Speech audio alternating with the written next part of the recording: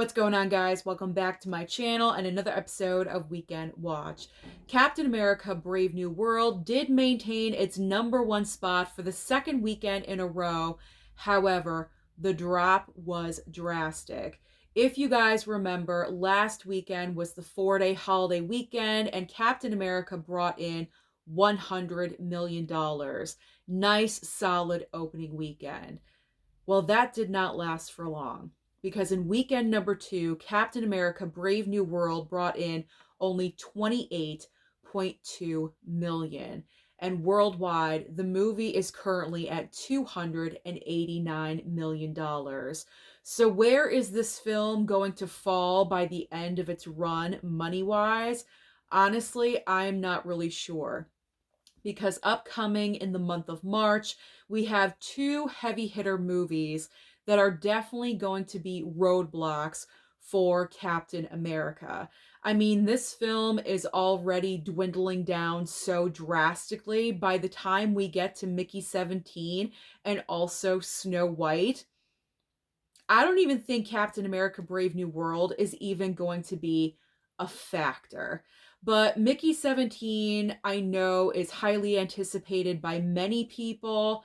I'm not really sure how I feel about this film. I saw the trailer a couple of times. It looks kind of goofy, but I'm also intrigued at the same time. So I'm not really sure how many people feel about or how people feel about the film in general. Is this going to be a huge moneymaker at the box office or not? I'm not really sure. But that's the first real competition that Captain America Brave New World is going to have in March. And then 2 weeks after that is Snow White. And Snow White is definitely going to kick Captain America out of any spot that it's in. It's going to debut at #1. It's going to probably open up with a huge opening weekend because even though we really complain about Disney and these live action films, they continue to make money. They are films where families are comfortable in taking their children and they can have a fun day out together. So I can pretty much guarantee Snow White is going to be a moneymaker. And Captain America Brave New World is just going to be forgotten about. I mean at this point, people are already starting to forget about it, which is unfortunate because I went and saw the movie on opening day. I had a good time. It's a fun popcorn movie, great time. It's just a fun movie. It's a solid MCU film. So this is unfortunate with what's happening with the film, and I'm not really sure of the reasoning. So I'm going to pose the question to you guys. Why do you think Captain America is not performing, or why the drastic drop from weekend #1? Do you think it's because we are just not, well, not we, I'm not a part of this, but do you think some people are not accepting a different actor as Captain America? Is it because of the negative slash bad reviews about the movie that could be affecting it? The word of mouth situation? I'm not really sure what the problem is. So if you guys have your thoughts and theories, feel free to comment down below. Now let's move on to the rest of the top 5. So second and third place. Second place, we have The Monkey. And this movie pretty much is the exact opposite of Captain America because The Monkey opened up with a very solid 14.2 million. Now, this movie was distributed by Neon Studios, and Neon is the same studio that put out Longlegs, and Neon is extremely happy with Osgood Perkins. He seems to be the new good luck charm for Neon Studios because Longlegs and now The Monkey are the highest opening weekend movies that Neon has ever had. So pretty much at this point, Osgood Perkins has job security with Neon. He probably could do anything and everything, and they would be happy with everything that he puts out. So that's nice for Osgood Perkins to have that little feather in his cap, if you will. Now moving on to third place, we have Paddington in Peru with 6.5 million. Fourth and fifth place. Fourth place is Dogman with 5.9 million. And rounding out the top five is, again, I'm probably going to butcher the name of this movie. I'm just going to call it Neha. Neza, I don't know. Neha, Neza 2. Again, in fifth place this past weekend with $3 million even. So, what is new at the box office this coming weekend to be possible competition to Captain America Brave New World? There really is only one notable brand new release, and that is Last Breath, starring Woody Harrelson. Now, do I think Last Breath is going to overtake Captain America? I am not really sure. I don't think so, but I'm not going to count out the movie either. Honestly, anything could happen. I don't know. Because if Captain America Brave New World dropped this drastically after one weekend, what's going to happen after weekend number 3? It could lose at least 50%. And if it does, then it'll be down to what? Cut that in half. I'm doing math. What, 14 million? I don't know if Last Breath can pull off a $16 million opening weekend. It's going to be the number one. It's going to be the number one movie. Or possibly could it be The Monkey?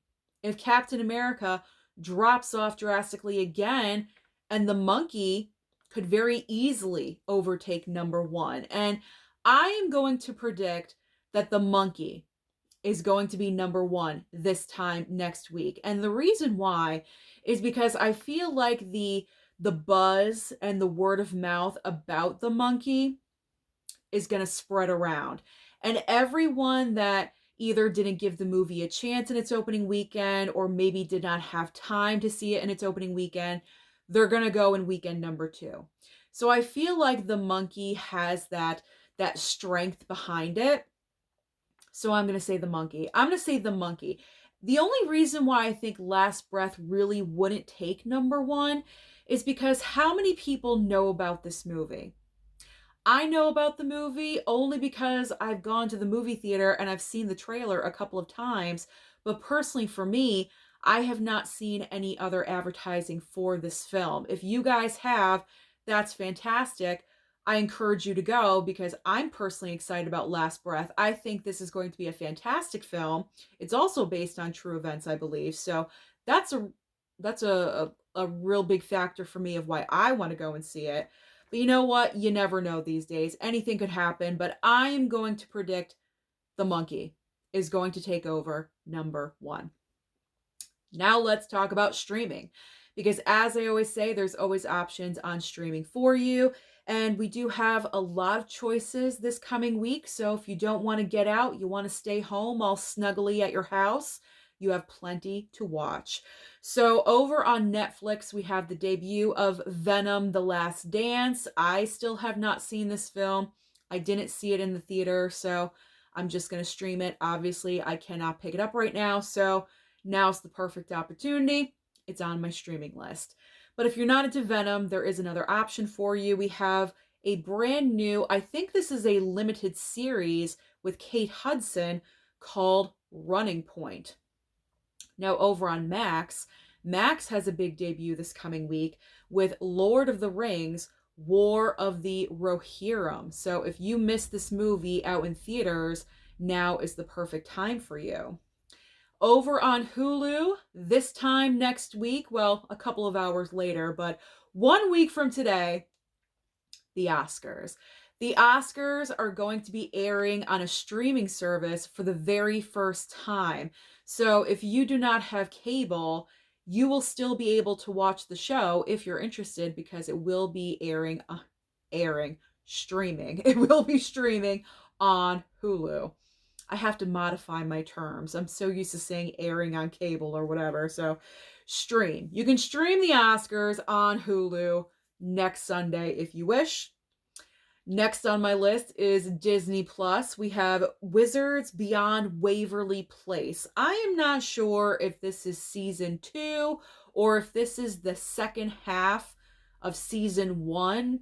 It really wasn't clear. I apologize. But if you want more Wizards Beyond Waverly Place this coming week, you will be getting that. Now over on Amazon Prime, another limited series called House of David. Now, Peacock is debuting. I am loving all of these documentaries that have been putting out lately on Max and Peacock and Paramount Plus, like tons of great, documentaries and docuseries. This one, however, is very unfortunate because obviously we're dealing with the major loss of Matthew Perry. So Peacock is debuting a brand new documentary called Matthew Perry, A Hollywood Tragedy. And finally, on Paramount Plus, there are two huge debuts this coming week into the weekend. September 5, fantastic film, very underrated. I watched the Blu-ray this past week. I highly recommend. If you have not seen September 5, you need to. It's a quick watch too. It's only about 90 minutes long. It's great, quick, like so amazing. Amazing story. I highly recommend. And then also Strange Darling. And I'm looking forward to rewatching this film. I have not seen it since I saw it at the movie theater, and it was one of my favorite films, one of my favorite horror films from last year. So I'm excited for Strange Darling as well. So that is everything happening at the box office and also on streaming. So comment down below. And again, let me know your thoughts about Captain America.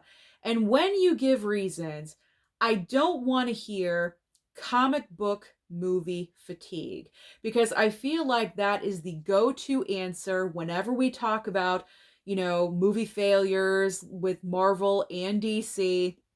That's the standard answer.